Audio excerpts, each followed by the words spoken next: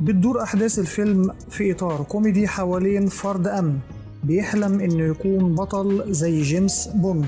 لكنه بيفشل في ده وبيتعرض للعديد من المواقف الكوميدية. بيظهر أكرم حسني في مقدمة البوستر التشويقي مرتديا رداء استحمام وزعانف في رجليه وغطاء رأس بونيه، وبيرفع مسدس في محاكاة ساخرة لوقفة جيمس بوند الشهيرة.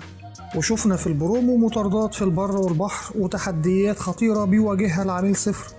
وفريقه الخاص لإتمام مهمته السرية على أكمل وجه، وفي سبيل ذلك بيقع في مختلف الأزمات وبيعرض حياته وحياة كل من حواليه للخطر، ولكنه لا يفقد إيمانه بنفسه، وذلك في إطار كوميدي. فيلم العميل صفر من بطولة أكرم حسني وبيومي فؤاد، أسماء أبو اليزيد، مصطفى غريب، منذر رياحنا، والنجمة السعودية الشابة فاطمة